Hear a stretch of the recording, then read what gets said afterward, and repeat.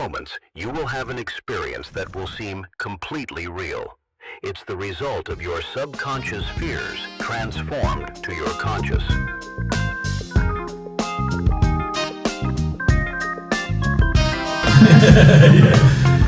Back to Jesse in the studio. So basically, we wanted to talk about the name of the podcast, didn't we? Yeah. Which is Shoulders of Giants Tattoo Podcast.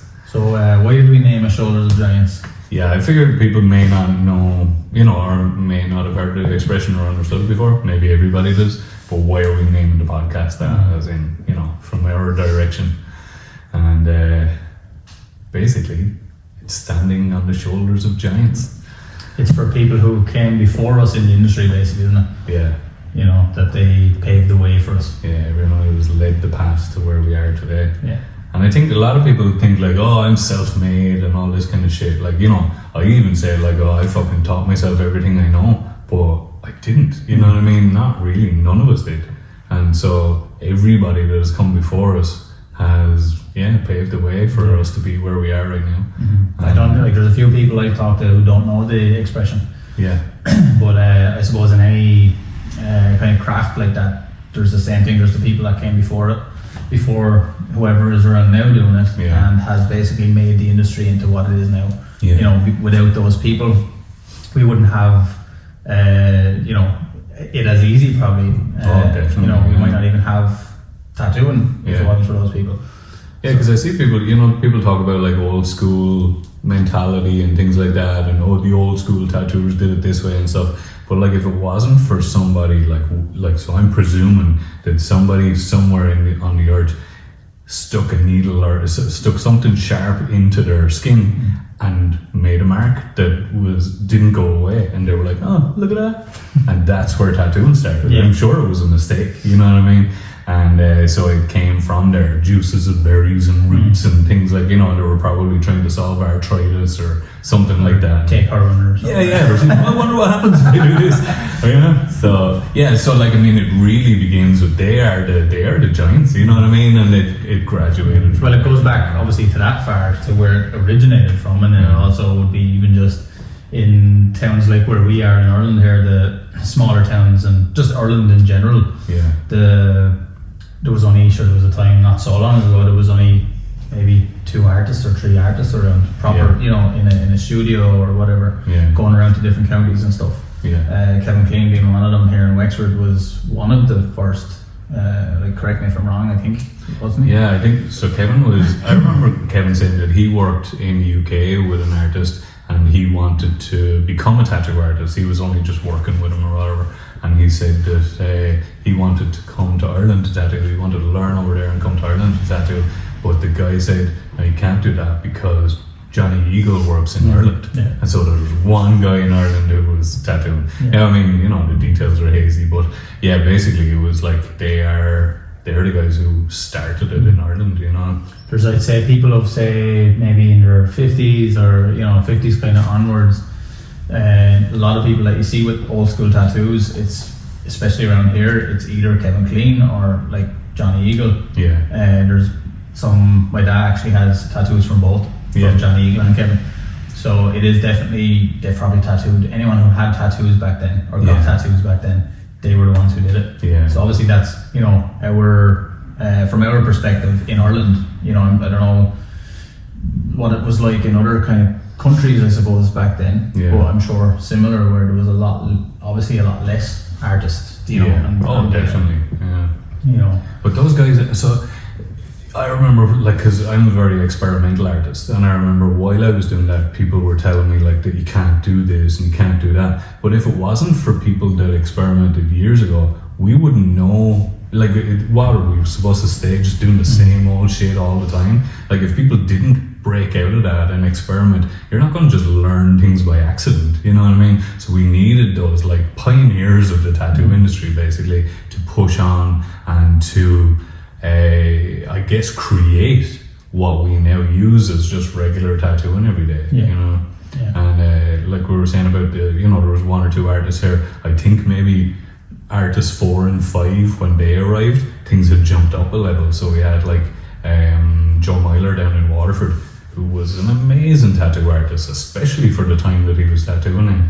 And I'd go out on a limb and say at one point Joe was probably one of the best tattoo artists in Ireland, if not the best tattoo artist in Ireland. And I think he studied with a few artists as well. So I'd say he was kind of getting a piece from everywhere that he could. There was no internet, there was no, nobody to teach it.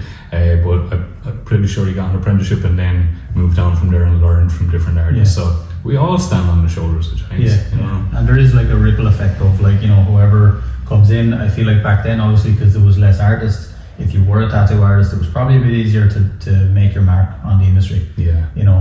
Easy. It's a bit of a, I suppose you could argue, because it wasn't easy to become a tattoo artist. It was a lot harder to get supplies to, it wasn't just as simple as going online and clicking a button and then it arrives at your door. Yeah. So, and even word of mouth was the way of getting clients as well. It wasn't really, and it was going around to different counties or wherever and putting flyers out. Yeah. So it wasn't just like as simple as we have it in a way. I know obviously the internet is a massive part of the industry now, and it helps us a lot. But it was just a lot harder time. But in a way, it was like, because there was less people tattooing, it was probably easier to, I suppose, stand out or make that impact. Yeah. On the just industry. being a tattoo artist, you were already making an impact then, like that guy's a tattoo artist, that girl's a tattoo artist, whatever. Yeah. And so you were already making an impact at that. Then it was how good you were, and then word of mouth would spread. Yeah. I feel like, I kind of wonder of that now, and like, what am I going to leave behind me? Yeah. In the long run, when I retire, whenever that is, maybe next year, or but what am I going to leave behind as my legacy, or as the impact that I've had on the tattoo industry? And I feel like it's tough to do that, because there is so many great artists out there, and like, you don't have to necessarily be a great artist to leave your impact on it. You can impact the industry in a lot of other ways. Yeah. But I'd like to know where I'm going to be at with that, Yeah, like I definitely think I've made my mark, but it's more with the clients, I think. You know what I mean? So everybody that has got tattooed with me has gotten to know me a little bit, and I've kind of, like, I'm a pretty open person. I'll just fucking, say whatever comes into my head. But I do think that over the years that people have gotten to know me, we've become friendly, and then they've allowed me to create some weird art on them. And so I've done things that, let's say, there wasn't either any artists or there wasn't many artists doing in various ways. And I just wanted to push the boundaries of it as much as I could. Mm.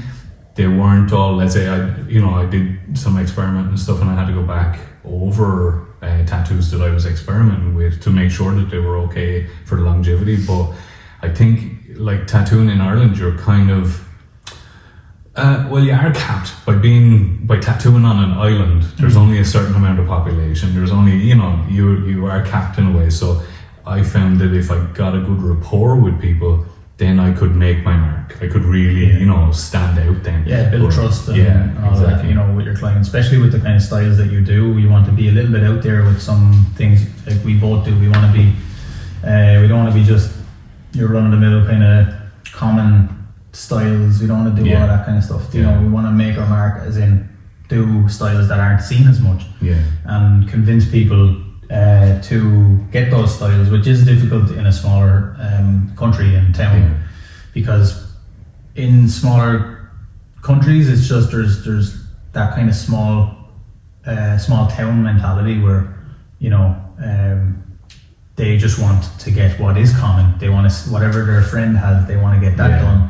Whereas if anything a little bit different, and people think if it's a bit weird, that it's not something they want. But to me, weird is good. Like if it's, as long as it's a good quality tattoo, then it's good. And I always try to explain that to people in a way, like, do you want to be in the pub and have the same tattoo as 10 other people? And some people say, I suppose, because I had people say to me, like, when they were getting tattooed, and they say, like, well, what's the norm, like, what's the usual? And I'm like, oh, fuck that, man, forget about the usual, let's fucking do your tattoo, But people have said it in that way. It's like, well, what does everybody else do? I'll just do that, I'll follow the leader, kind of a thing. But yeah, I know for me and you, we're trying to push that boundary. So I think that we will leave a legacy of like pushing what we do as far as we can. You know what I mean? We're not going to be like, oh my God, he invented the quad machine. You know what I mean? Yeah. But yeah, I think we'll have a little bit of impact there with that. Yeah. I think everybody, because I'm not talking about me and you here, I'm talking about like us, the tattoo generation that is now. We will leave, let's say, from where we would have started to where we end, which is an enormous jump. You know what I mean? For what people can do in the skin now, from when I started especially, but even from when you started, what you can do now compared to what you did back then, it's, massive, huge difference. And I think we'll probably be that generation that is the people who pushed the art to the next level, that it went from tattoos, tattoo art, tattoo flash, and pushed it into a different realm. And like, so there are people before us that did it as well, but we're all stepping stones. Are we going to be the giants at some stage? I suppose, Not me and you, but I mean, like you're saying, the generation and this generation of tattoo artists, to push it to that next, and so many different in that space of time. Say like after Kevin's time. Obviously Kevin is still tattooing now, but I mean, like the difference of what you're saying, how things have progressed. Some will the original Irish tattooers, you mean, like some will progress with it, but then there is still a certain amount that they will push themselves on. There's like I wouldn't say a cap, but sometimes you can see where they would probably struggle to do what the styles that we do now. Yeah. Do you know what I mean? Yeah, because I think nearly everybody gets to a point where they're like, well, this is what I do now, and you just keep doing that because it's going well for you. Like, but also there is the other side of that, which so I would have prided myself on being able to do all styles, but like, within reason, I think like anybody who walks into my tattoo shop, I can go like, yeah, I can do that tattoo, and I would say that you could do that as well. But I know that there's people like, so we're talking about like tattooing on an island. It's if you run out of clients who want a particular style, what do you do from there? So those guys, let's say the older guys who would have kind of, consistently got better, but didn't kind of, branch out into other things. When they get to a point, I'm sure they'll stay busy, but if the shit hits the fan, what happens next? You know what I mean? If somebody comes in and wants a black and grey portrait, realism, what does somebody do if they haven't pushed themselves out into at least a little bit out into different styles to make sure that they're confident in that style? Do you put yourself too much into a box and you can't get out of that box then? Yeah, because obviously with the saying, jack of all trades, master of none. I think there's more to that saying actually that people forget about. I can't remember it now, but there is. Can we find that out, Jack? But the wonderful thing, because there's actually something in that where apparently it's not just capped at that, so it changes the whole meaning of it. But anyway, for that meaning, like I don't want to just be a jack of all trades. I do want to be a so-called master at one thing, but be good at other stuff too. I do want to specialize and have my niche kind of, that people come to me for dark realism, but I also want that if someone comes in like what you're saying, if the shit hits the fan and dark realism goes fucking out the window, nobody wants it anymore. And it's just because, let's be honest, some styles are trends in the industry. Some things will last forever, like old school traditional tattooing, I think will last forever. I think like the likes of neo trad, all that, you can definitely try and make it last forever with the way you do it. If you do it in a way that, and I don't mean like the actual tattoo, I just mean the trend thing. We see so many different trends going in and out, but only few last. And I just think for that reason, if the shit hits the fan, I want to be able to be versatile and do whatever comes in the door and be good at it. Not that I can just have to go, oh no, sorry, I don't do that, or I can't do that. And obviously you want to be still putting out good quality tattoos on people.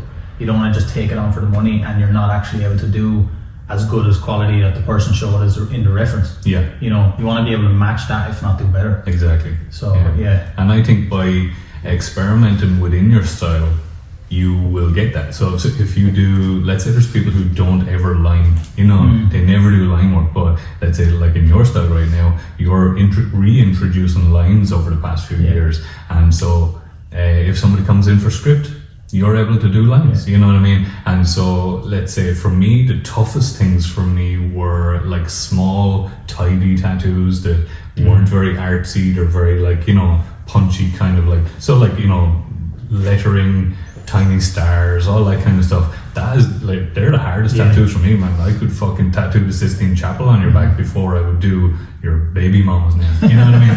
And but like, yeah, it's crazy, but I'll still do it because I know I can do it. I just takes a lot more I have to go, energy okay, and take myself out of what I'm doing here and get into this.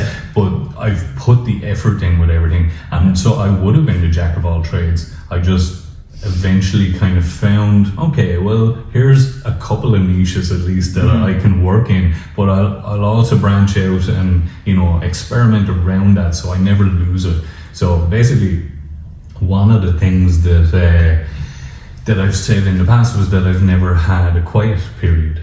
And the reason I haven't is if I'm not doing everything that I want to do, I can just take on other stuff and it's no problem. There's a load of reasons behind never having a quiet time, like, but it's that's one of the main ones, you know.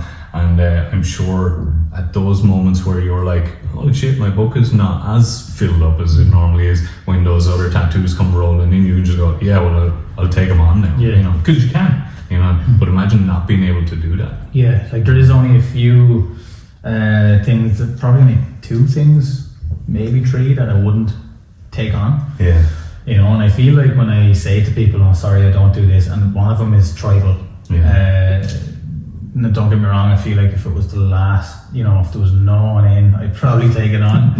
But I just think like, and look, each to their own, but I feel like the old, you know, 2000s tribal is like, there's so much more out there. And again, whatever you're into, I'm not here to judge you. You know, if you don't like my tattoos, you know, you can judge me the same, but I just don't like doing tattoos that I don't like the look of myself. Yeah. So there's a few things that I want, like Celtic, not that I don't like the look of it, when it's done right, it's really good, but I just, again, have to have a certain understanding of what I'm doing as well. Yeah. And I feel like stuff like that, if more people were like that and not taking on stuff that is maybe not necessarily out of their depth, but just they don't have the understanding of it. If you can't, like I said before, if you can't do a good quality of that style, the more people that said, oh, sorry, I don't do this, but this person is probably better for the job, the more the work will be spread around, and then you're also going to get better quality tattoos being, you know, shared around if that was possible. You know, because the problem is a lot of people take on styles like that they haven't a clue how to do, or, you know, for the money. Yeah. So I just don't want to get to that stage. So there's only a few things that I don't take on there. Yeah, but, there's twos and fro's, isn't there? Yeah. Like in pros and cons. Like it's kind of like a, you know, it's a winding street, I guess. You know what I mean? Because and it depends on how the what would you say, how the economy is, how everything is with it. Because like, let's say like 2 years ago I might have been doing stuff that I was just like, I'm gonna book in whatever the fuck I can, and like now I'm just like, well, I'm keeping May and June for everything that I want to do, and I'm not doing anything outside of that, you know. So I guess at times you can do that and at times you can't. So I think to be I guess that you're malleable enough that you can move around that, I think is the most important way. And obviously having a style to yourself is hugely important, that you can, you know, this is what I do, but having a grey area around that where you can kind of manipulate that a little bit, I think is a good idea, you know. But if you have big black tribal, come to us for a cover up now. Get that off your arm. Stay on it. Lasered. People are going to feel triggered by that now. So when it comes to the background of tattooing, like behind the scenes, how much stuff do you have to do to prepare for a tattoo? And like people talk about how much money it costs for a tattoo and stuff like that, why it's so expensive for a tattoo or whatever. But like we all know that there's a lot behind that. Do you have a lot, let's say, that you have to do before you tattoo? Like there's it starts off obviously the consultation. Yeah. So, sometimes people say to me, can I come in for a consultation? And I say to them, look, you don't really need to, because I don't do loads of face-to-face consultations unless you want to come in, or unless it's something that I feel like we need to chat a lot more about. Like obviously if you're coming to me and saying, I want to give you full freedom, do your style on me, that's a lot easier. You just kind of book them in, get going. Yeah. Sometimes, let's say the longer way, if someone comes in, chat about it, make sure we're both on the same page, and that can take obviously 20 minutes of a chat really, and just to make sure that I am the artist for them. Yeah. But then when it comes to the design process of it, I suppose like I wish I had time to do a design a few days or a week in advance, depending on what it is. If it's a large piece, a back piece or something like that, I'll be working on it over a while. But if it's something that I'm just doing up, usually I'll start a design just before the night before. I know some people are slightly different with that, but that's where I find I'm kind of best at, because I'm just doing a design each night then for the next day. Yeah. But yeah, just sometimes that can vary. Obviously, if it's 2 or 3 hours on one design, depending on if it's a full leg or whatever. But even if someone comes to me and wants to get just their lower leg, I'll always ask them if they want their full leg done eventually. And if they do, I will try and talk them into getting their full leg. If they do, then I will design up, even if we're only touching the bottom half of the leg, I'll design as much as I can within reason, that night, at least have a rough concept of upper leg and have ideas for the whole inside of the leg. Yeah. So even for just one session, I'm thinking 4 or 5 sessions down the line. Even if that person is unsure of getting the sleeve, we know like 99% of the time when it's starting off on the lower leg or lower arm, they never just stick with just that area. So I would try and explain that too. And it's hard to explain to people because you're telling them something that they don't know yet. And it's like down the line, I say to them, trust me, those gaps, and you're going to want to connect that, and they do. But we're beforehand, let's say before you start designing the night before, I presume you've booked them in for a couple of months before. Have you kind of been, let's say, for a couple of weeks before, I've been pondering on that design about what you're going to put together for them? Or? Again, depends on what it is. If it's, but no, realistically, I'd love to say I do, but I do think of it. If someone says to me, especially if it's the style that I do, and really like, I would try and think of, I suppose, the subject. But that can change so much in the space of a couple of weeks. But no, I'm kind of last minute sometimes, but like depending again on how big the piece is. You don't want to be last minute doing like starting a full back piece tonight and you're doing it tomorrow. You need time to sit on those a little bit. It's a little bit easier when it's smaller scale. If it's even just like from your knee to your ankle, it's a little bit easier that way. But there is times where, like I said, I'll put something above those, but rough. So then in the space of the time that they book in for that day, the first day, say another month's time they're booked in again, then I will do a lot more thinking, at least to have a rough concept there, have my references together, and then start to tweak things. And I could end up completely going different. Like I could change that reference completely. And I could have shown them it and they could be happy with it. But then I could go to them the next time and go, look, I was thinking about this. I think we'll change it and do something else, because just sell it to them then, because usually it is for the best. I'm not just doing it for the good of my own health. It's going to be a better time. If I'm putting more work into it, which means finding more references, I'm only doing it because I know it's going to be a better time. And so the reason I was asking you those questions really is because I don't think people have an understanding of the process of tattooing and everything that's happened behind the scenes. And so that you've made that sound like it's so easy, you know what I mean? So now, why can you do that? I know why. Because it's fucking years and years years and years of drawing, designing, putting things together, working with the body, mapping muscle shapes.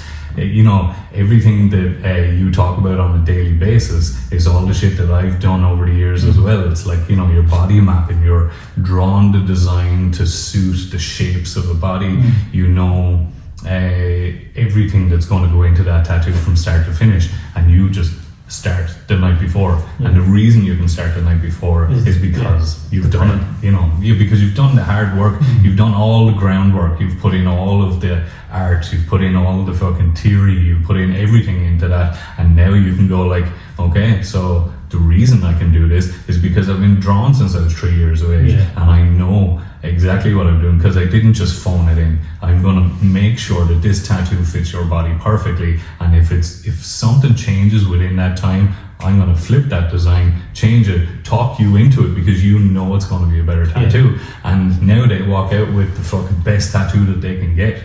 But you made it sound really easy, but I know what's behind it all because I fucking put in the hard work as well, you know. Well, I mean, that's the thing. It does feel like easy a lot of the time because we're doing it so much. It's like you have the blueprint of it, and you just apply that same method to every other tattoo, or most anyway. You know, especially larger pieces. But even last week we were talking about how to up that again. So like to get to that next level again. Which means putting in a lot more work, but then eventually you will get to a stage, hopefully, where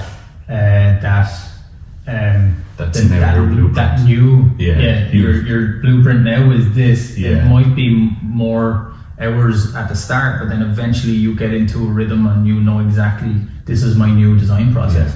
And that design process, just to let everyone know, was basically instead of designing, say, like I said, I might design something for the upper leg, and I might have ideas for the inside of the leg, but instead of only having ideas, it's kind of really having it rendered to its full. If you know someone wants a full leg sleeve, is like opening up the leg as if it's a sheet of paper, and just putting everything to try and intertwine things, you know, together. So it's almost like you were to open their leg and it was like a canvas on the wall, and you were to paint that canvas and then put it back on their leg with there's no join, there's no nothing, it's a cylindrical object, and you have to have something to wrap around that and have no space where you're like, oh yeah, here's where the tattoo joins. Just so that it's not outer and then inner and then joined. You know, we want it to be like outer leg or arm is like interacting with the inner arm or leg. These pieces have harmony together, and they're working together to create a piece of art. So that you just don't see, like you said, that joining of it, you know, and there's just little things thrown in together. But I feel like that is my next step. You know, that's where I want to get to. And so there's hard work in that, isn't there? You know what I mean? And so how many times have we done this? So like, when did you start what age were you when you started tattooing? About 20. So from 20 years of age till now, so like within 8 years, your tattoo process has gone from where you were then to where you are now, which is huge. And before that, you had another 8 years of drawing and designing and everything that you had to do. And then on top of that, then, so we've done all that. So I was the same pretty much. It's a little different, like, but I've got a process for how I create a tattoo and how much time that takes. Mine takes longer than that because of the way that I draw and tattoo and design.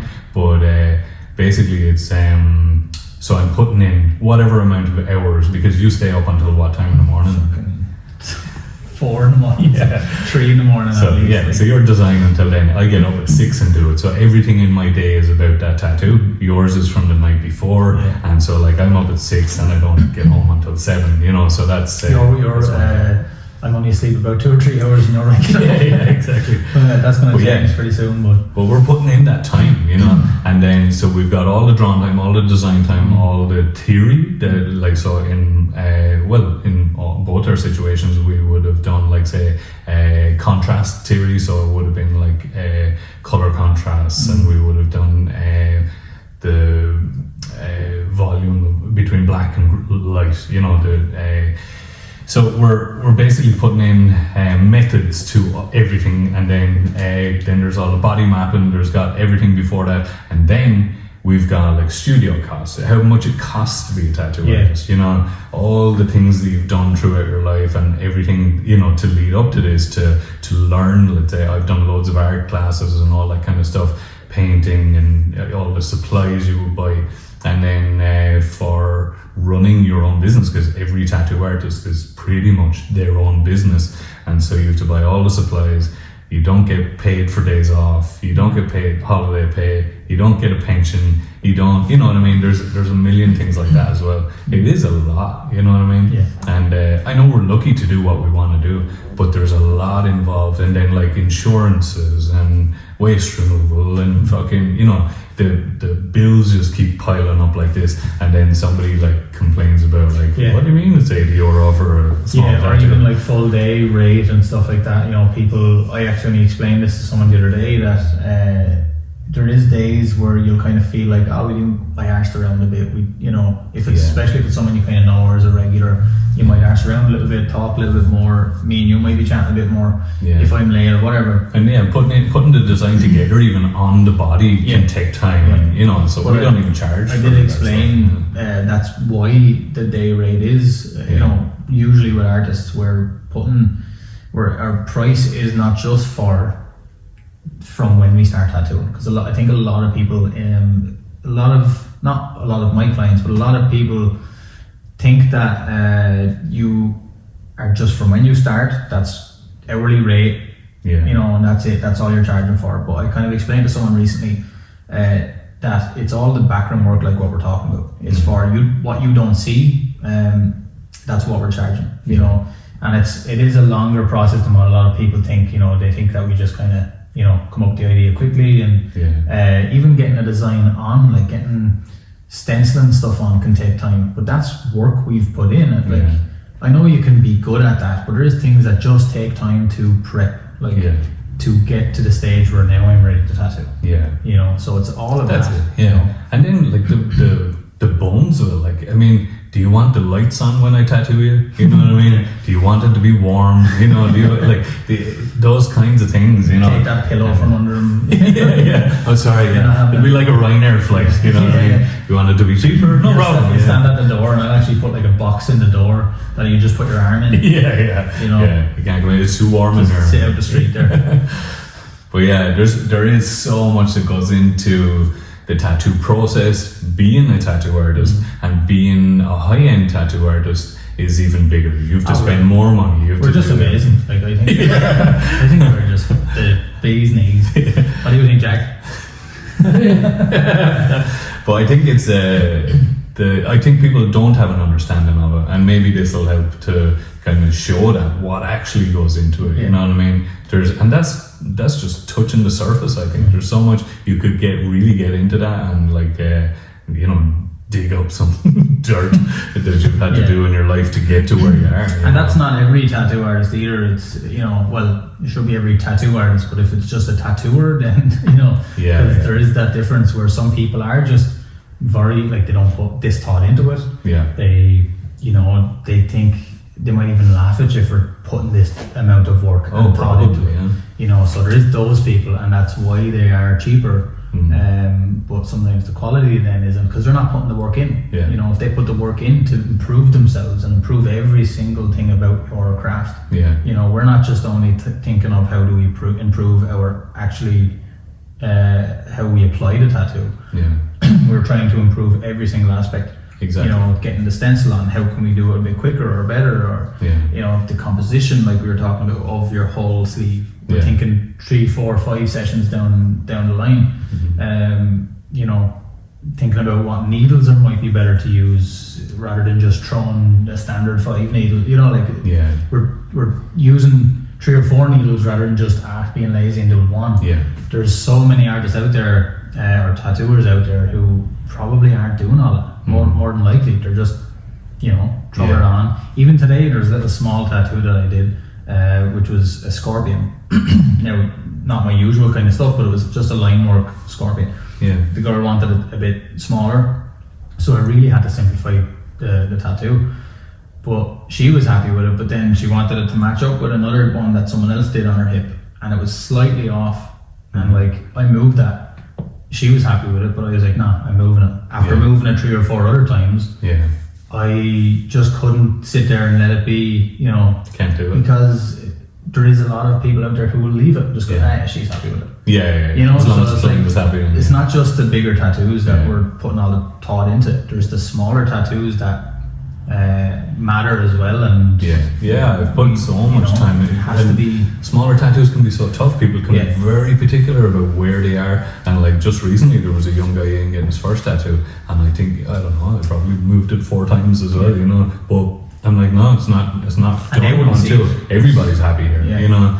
And I think there's so much involved in a tattoo, and like even down to like, because we do a lot of large scale work, even down to making people comfortable, like say you know, the time that I put into like getting the right cushions that can be like sterilized, and you know, things that to do with keeping clients comfortable, the numbing agents that we use that like other people don't even bother with, you know what I mean. I send out like a message basically to everybody before a large scale tattoo, if they're going to sit for a full day, and tell them everything that they could need to make them more comfortable. They get like a hot water bottle, like, you know, if they want it, if it's too cold out, or you know, when you start getting tattooed and you get chilly. So like all of these little things are things to help people be comfortable there, because I need them to sit there for the whole day, you know? What I like is I had a football coach, and he always said it's the 1%, you know,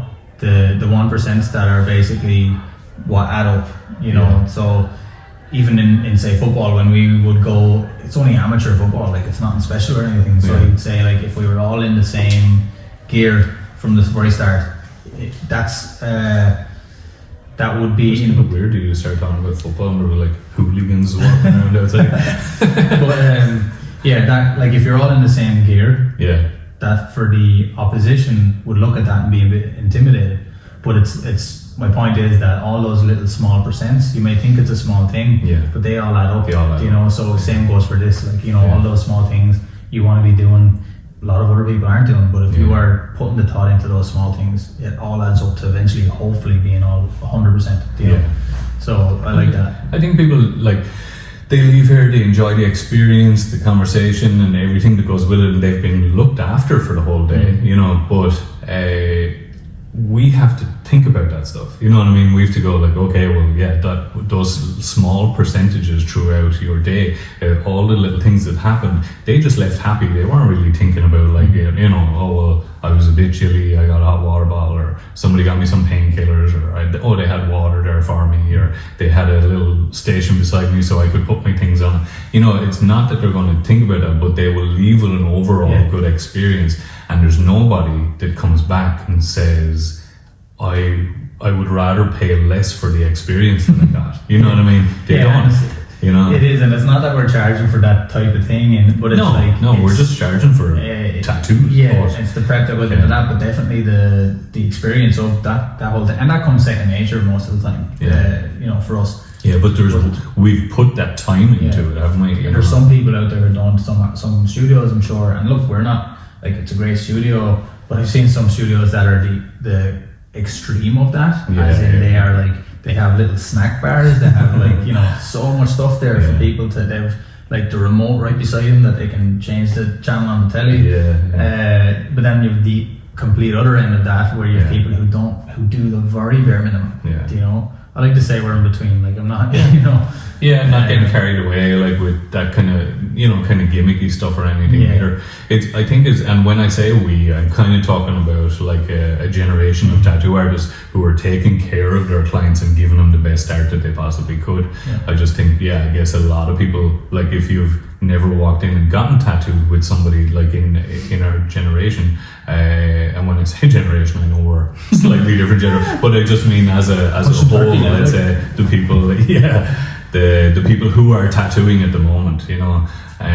I think that people don't understand, you know, what they've done to get there, because while we're trying to create that amazing piece of art we've already thought about the client and made him comfortable and done everything as well as everything else. And it's warm, the lights are on, it's a nice studio, you know, so you're really kind of you're pushing it to make it the best experience and the best art that you can possibly do, which I think is most important. Yeah, you know? definitely. Yeah. But I think that will be something, like you said earlier, about like, you know, what will we be remembered for? And I think we will have pushed it to a level that like the artwork is better and we give a shit about people. So on a bit of a lighter note, I know a lot of that was, I don't know, technical and about the industry a bit, you know, but on a lighter note, let's talk about maybe the 5 most common tattoos, you know, your basic bitch tattoos. Right, yeah. Basic white girl tattoos. White guy tattoo. White girl or guy tattoos. Or black. Yeah. If you like common tattoos and you're of any But let's talk about nationality. the top 5, or would you say in the last, say, century? Oh, in the last century, fuck. Century is 10, isn't it? No. What is century? Decade. 100 years is century. Well, not century then, let's say decade. Decade. Well, yeah. Okay, so yeah, roughly in our lifetime. Century. In the last century. Okay. Polynesian tribal was very popular in Polynesian islands. Yeah, fuck. I suppose. Well, okay, yeah. I haven't even thought about that really. Do you have any in your head? Oh, Like Black Spiky Tribal is, that has to be up there. Like I can't remember I can't remember the guy's name. Any of you remember him? The guy who created that? Because at one point I wanted to hit him a slap. Leo something. Anyway, but yeah, so that guy that created Black Spiky Tribal, like Black Spiky Tribal was cool. Like for a minute. With red tips. Oh yeah. Red or blue tips. If you've got that, I'm sorry. Yeah. That will be one. But let's rank them then, right? So. Alright, well, let's spit them out then and see. Yeah, we'll spit out and then we'll try and rank them. So we've tribal. I'm gonna say it has to be like, this could all fall into the one, but I suppose you have infinity symbols. Yeah. We all had our fair share of infinity symbols. A few of them, yeah. Line with blue eyes. Yeah. Has to be massive. Like black and grey, line with blue eyes with a crown. Yeah. You know, any more? If anybody else asks me for a line with blue eyes again, I'm going to just do a normal line, and he's going to have loads of blue eyes in his mouth as if he's eating loads. But yeah, so clock and a rose. Clock and rose has to be there. Yeah. With the time of your baby's birth. Yeah, of course. And your 17 children's names. Compass and a rose. Compass and a rose. There's 5, but we'll keep going and just... Yeah, a line of black trees around your leg.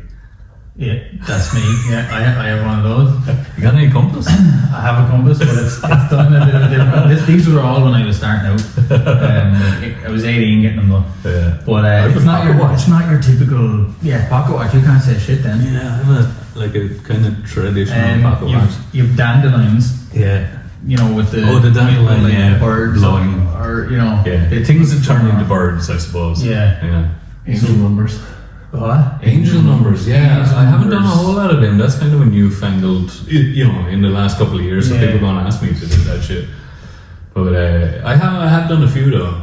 In the beginning, I didn't even know what they were. I just said 444 or something. I was like, yeah, cool. The new trend now is the fingerprints, or not fingerprints, the love hearts, where like your child holds your hand. Right. So where their fingers touch your hand, you get little love hearts or something like that. Right. Which is a cool idea. But already, I think I seen a TikTok of it a few months ago, and already I've been asked to do it 2 or 3 times or 4 times in the space of that. So they get like love hearts along where their kids. Yeah. So you put marker or ink or wherever on their fingers and get them to hold your hand, and then that's where you put the love hearts. You know, so great idea and all, but it's just all this shit is just so overdone, and then that's what ruins it. That's the thing. You know, the first person who did it, that was great. Yeah. Like Al claims to be the first person to have a pocket watch on. Yeah. So fucking could be. Trends, I must find out when that was. Yeah. There was definitely not a lot of people. Same as me, sure. Forest on the Lake. I was one of the first, at least in town. People like. Were you? Yeah. I swear. And then I wasn't even a tattoo artist at the time. This was, or sorry, I was 16. Like so. Then That's I saw when you come up lads, with your best ideas Yeah. for tattoos. that's when so lads had it on the arm then, and a few people that I knew, even like friends of mine, wanted to get it because they saw it, and I was like, don't go and get the same shit as me. Yeah. So then so let's rank. I think top well, we start with Rihanna stars.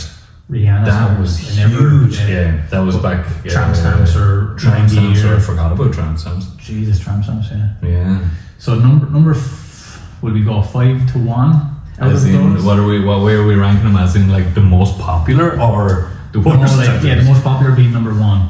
Okay. The most popular and the worst, because The most popular I'd say that I have done in my career, even though I haven't done it in so many years, I would say is Black Spiky Tribal. Yeah. Because I did so many of them. I haven't done as many lines with blue eyes or. I suppose it depends on the pocket person. watches could be up there though. But my top, anyway, number 1 that I've done the most, and that and only because I've done it the most is why I hate it, is Line with Blue Eyes and Crown. Right, you've done those the most. So those things. yeah, even infinity symbols, I've got away with it a little Yeah, bit. I've managed to dodge a few of them. Now, one wraps around your neck and all. But the line with Blue Eyes, number 1, and then number 2 for me, definitely, because I did a lot of realism, the pocket watch and roses. Yeah, and roses are cool to do, but just again the same thing. That's they're just all the pocket watch and the rose. Yeah, so common. My top 3 is a Tribal, Stars, Pocket Watch, Rose. They're my top 3, I'd say. Different generation, you see. Yeah, that's the thing, because by the time you had started, I wasn't doing those anymore. The Tribal was gone, Stars were gone, to an extent, and that kind of pattern that people did with stars and stuff. And then, the black star on the elbow, the 3 stars on the wrist, the stars coming up along here, stars from behind your ear going down your neck. Oh, there were fucking stars everywhere, man. Holy shit. But, and they always blown out like man. Do you know that star? What's that star with the different? Is there a name on it where there's like nautical star? Is that where there's black? Originally called the Texas Star. Did you ever see the meme where someone or video? Someone's colouring in. They do the black and it's meant to be white next, but they do black again. It's sweat rolling down. Have you ever did that? No, I came so close. I came so close that I had to ask them, did they want to shade it? Because I had just gone, there was a tiny little mark, and they were like, oh yeah, I was like, I'll throw in the shading for free. They were like, yeah, no problem. So I just shaded it out of it. But a guy that I worked with in the first studio that I was ever in, he did it, and it was just proper, it was black, white, and then he went up here to come back around, and he did black on the wrong side, and he was just like, oh shit, but he was straight up, just totally honest, just went, oh man, I'm after fucking that up on you. Have you ever had that feeling where your heart just drops into your arse? Yeah, man, I have that daily. I really have. You've done something where you're like, the sweat. Oh shit. Yeah, many times. Yeah. Loads of times.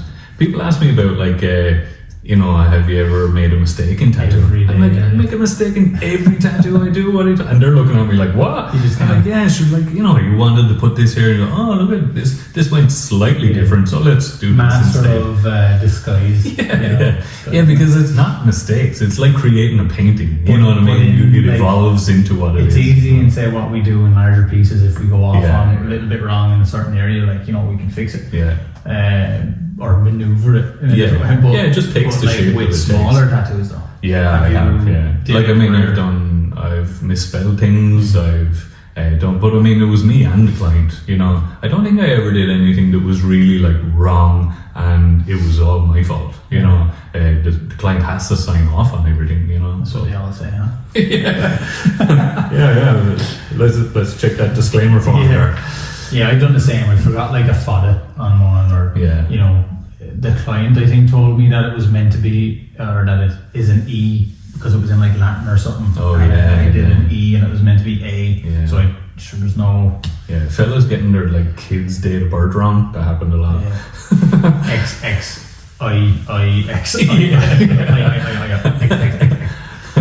Yeah, madness. Roman numerals. But yeah, tattooing, crazy game. We leave it on golden nugget time. Oh yeah. So golden nugget, yeah.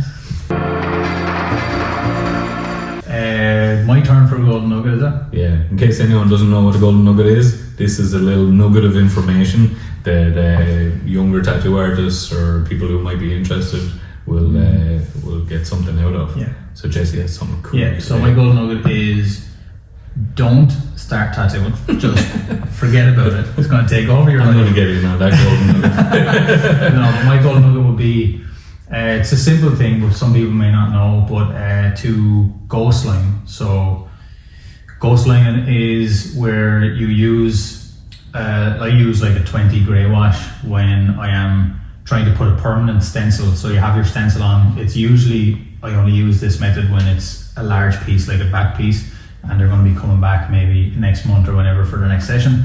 Instead of stenciling back on and trying to match where you've just done, I will use the 20 grey wash and just go in with maybe a 3 liner or your standard 5, and just basically map out everything that you need to map out, just so that it's a permanent stencil then, and it's so much easier and quicker for every other session after that to start your tattoo. Anything you can add to that? Yeah, like I did a leg sleeve recently, and I needed everything to be on that first day. Sometimes you can maneuver things and stuff, but I really needed everything. It was exactly what we were talking about earlier about having a cohesive sleeve. Yeah. It was everything needed to be where it was, and so it was exactly that. So I needed to outline the whole thing and get it all on in one day. So I ghost lined, I think, all of it in the end. I did have some blackout, but I think I ghost lined all of it. But it's like, okay, we have a permanent stencil. We can do anything from here. Yeah. And one of the things we were talking about actually was that if you haven't done like a total value study yet, and you wanted to see, okay, well, I'm not sure where I'm going to have the thickest lines, or what's going to be black and what's not. If you haven't got that far into your design process yet, it's handy if you ghost line it, and then you can decide that as you go along. It's like we were saying, like about making mistakes in artwork. It's like if you've got a ghost line, you create that as you go. So it's like a painting process, nearly, isn't it? It's also it's something that I used to do it in a way where I was trying to be very precise with the lines and taking my time doing it as if I was just lining it normally. But what I've learned over time is you don't really need to have your line work really crispy with your everyone is different. Some people may want to get them really crisp, but I know if I'm basically, you're not going to see those lines, hence why they're called ghost lines. They're going to be really light, so basically they're going to be covered anyway, or you're going to be going back over with a thicker line. So I just go really quickly. Like my ghost lining will take, if I could ghost line at the back, I'd say, depending on the piece, but I could do it in 2 hours. Yeah. I really fly through it. I just really go quick with it, because there's no point in spending that time trying to get your ghost lines perfect, because you're not going to see. So obviously you don't want it to be really wobbly. You need to a certain point. Gliding in and out of the skin, doing as yeah. little trauma to it as possible, Yeah. and just getting that line there so that it stays, Exactly. so that you'll have it the next day. Yeah, I'm on board with that. But yeah, for larger scale pieces, it's definitely a big help. Yeah. I don't do it every piece because I just work from bottom to top, but it's going to be a big help with, say, large back pieces, or like full legs, like you were saying. Yeah, so, that's cool. Nice one, dude. Give one of them ones. Give him one of them ones. All right, that's a wrap. That's a wrap. Slot ya. See you next time.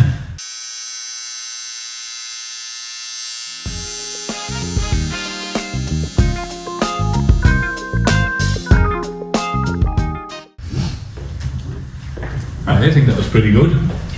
Whoa. Old man noises. Bye.